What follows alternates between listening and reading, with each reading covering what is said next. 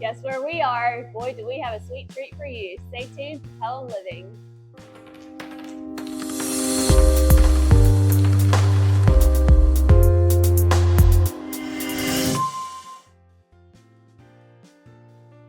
Hello, I'm Melissa Hall with Pelham Living, and I am here today at Elizabeth Moore Chocolates with owner Susan Otter. Thank you, Susan, Thank you for being here today. This is an exquisite place. Thank you. My first time in, but wow, it is unlike obviously anything else that we have in Pelham. Yes. So just tell the audience what you are. Okay. So we are a very much European style chocolate shop. Everything that we make is really based on chocolate and with very, very high quality ingredients. So for example, the chocolate we use is all from a Swiss manufacturer. They take great care in the quality of the ingredients they're sourcing. So everything we have is single origin sourced. So you can compare that almost with like coffee or wine. So you know when the beans come from a different region, right, they'll have a different flavor profile. Right. And so with chocolate, it's the same thing. So you might taste one from Ecuador and it has like black tea and kind of tannins to it. And then you'll taste, say, Madagascar, and it's very citrusy. Mm-hmm. And that's from the growing region, from the soil, the way the beans are roasted and everything. We go up to like an 88% cocoa content, which does not mean that it's bitter. It's definitely more intense.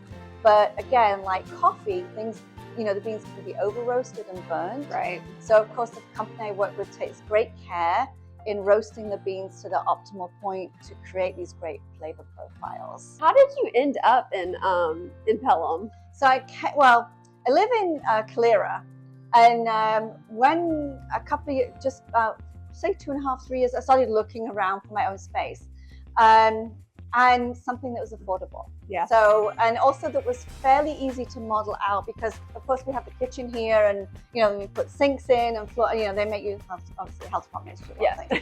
So, and I didn't want to take on the risk of being in an area that was super high rent, even though I could say, okay, well, maybe the client base is more there. Mm-hmm. But I figured we do something that's so unique and special. Right. That once the word gets out, is it worth a 20-minute drive? Right. I think so. For and sure. The experience of coming here and seeing what we have and what's new and everything else.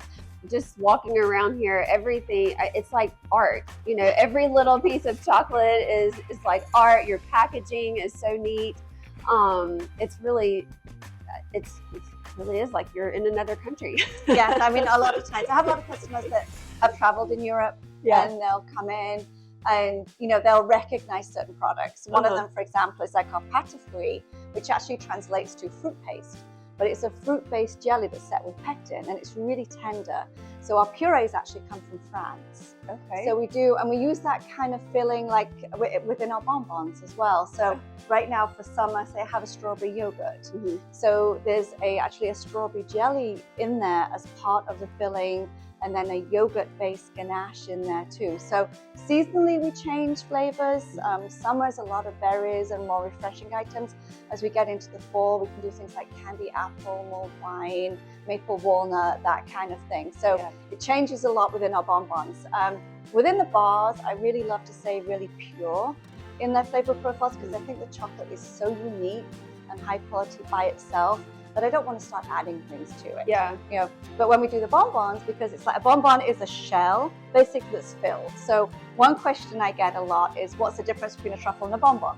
So for me, a truffle is always a ganache filling, and it's typically round, just like the truffles that you get out of the ground, right? Okay. So that's where the name came from. Okay. Whereas a bonbon gives us more versatility. It's often a shell, but it could have a caramel filling, a nut filling, a jelly filling, a ganache filling. And then with our colors, I use an airbrush. We also splatter the molds as well.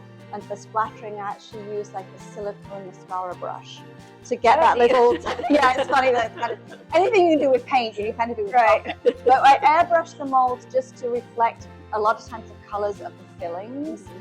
And also just to make them that a little bit more appealing as well, but not to go overboard that it looks fake. Right. I still want everything to look and smell and taste like chocolate. People can just walk in and come grab you, like, you know, we've got little sets and everything here. Yes. They can get from the display. Yeah, You also do specialty orders as well. I do as well. So we'll have corporate orders. Christmas time I did, we shipped actually 24 gift baskets to a customer.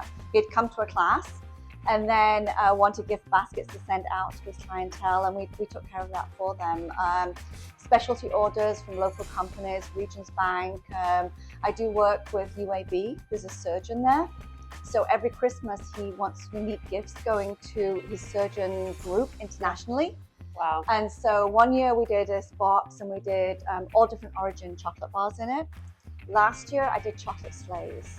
Oh my gosh. And the sleighs were all chocolate, and then they were filled with Christmas tree ornaments, also made of chocolate. That is amazing. And they get shipped worldwide. Wow. So I have to spend a lot of time packaging everything. Yes. And doing that. So, you know, obviously summertime is challenging with shipping, just is so hot. But as we get here, yes, as it gets cooler, it gets a little bit easier. So yeah, corporate gifts. We teach classes. right? So Yeah, tell us about those. do chocolate pairing classes. So Okay. we'll taste like 12 different types of chocolate, talk about what the flavor notes are, and then pair it with different things. So whether that be like a nut product, a pâtisserie, a fruit jelly, a little red wine or something like that. And then hands-on classes where people actually come and they learn how to make bonbons and truffles. And So fun. last Halloween we made chocolate coffins. That's great. And we had a skeleton mold, so the skeleton was laying on top with gravestones. And then inside we did bonbons that looked like green monsters and ghosts. And So fun. so we can play around. It's a lot of fun. It is a lot of fun. Yeah. If someone wanted to schedule a class, do you just offer them, you know, regularly, or is it something that someone has to call and request? Yeah, I try and do twice a month. Okay.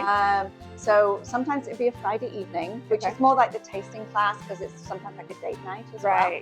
And then our hands-on classes typically are Saturdays from like noon to 3. But I post the classes like on our social media pages, so Facebook and Instagram. But we also have the class schedule up at the shop. We limit it to like, you know, a small group of classes. Right. And I try and keep up with our website and post them on the website as well. But the best thing to do is just call in. We can also customize groups. So I've had companies here that have done team building. Yeah. So they've brought their employees in and we've made fun things. Right. They had like 2-3 hour class as well. Yeah. So, or just for a group of friends. Yeah. You know, I mean, what a fun experience, because you don't ever get the opportunity to work with an ingredient like this and then to, you know, build something and make something that is so unique and then special. take it home. I know.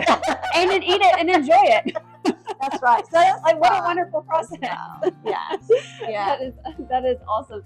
And you mentioned Halloween, so you were on the first season of Halloween Wars. Yes. So tell us about like that, because like I told you, that's one of my favorite shows, but what a fun experience. Yeah, I was very lucky to be paired because when you get there, you don't know who your teammates are going to be. So, and that how that works together.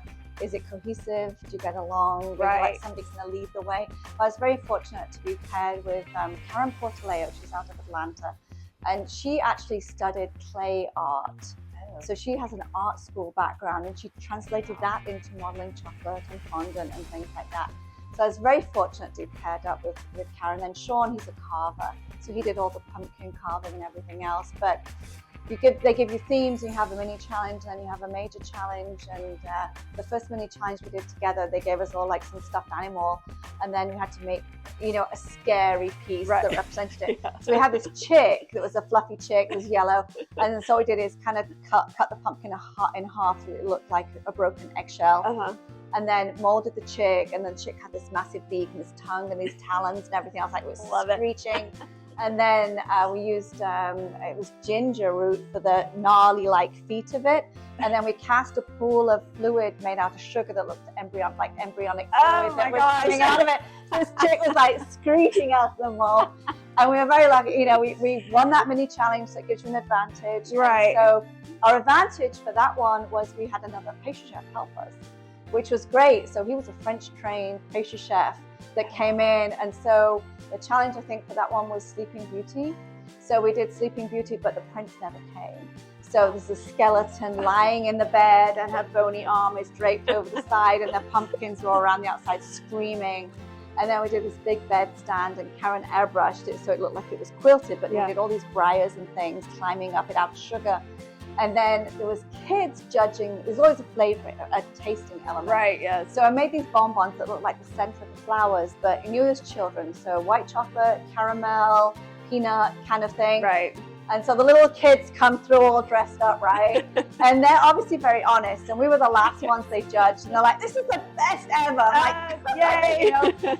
And that was the first season. So y'all were first season and very first winners. I think we set the bar. I mean, I don't mean to sound, but you know, everyone for me after that, it never kind of matched up with the cohesiveness of what we did. Yeah. And then a lot of times when they'll show the new season, they'll bring back old seasons. Right. So I often hear, oh, you're on, you know, you're on Halloween Wars and things like that. But it was an amazing experience. We had a great time. That is so awesome. So thank you so much for talking with us today. And guys, if you are wanting a unique gift, a unique date night, or a corporate event, anything like that, this is really unique, and you will not be disappointed. So stop in, come grab some chocolates, and also y'all can be found on the social media platforms. Yeah. Okay. And what are your hours? So we're open typically Tuesday through Saturday. Okay. From 10 a.m. to 5 p.m. Okay. Yes. Perfect. Thank you. Well, thank you so much. You. This has been Melissa Hall with Pelham Living here at Elizabeth Moore Chocolates.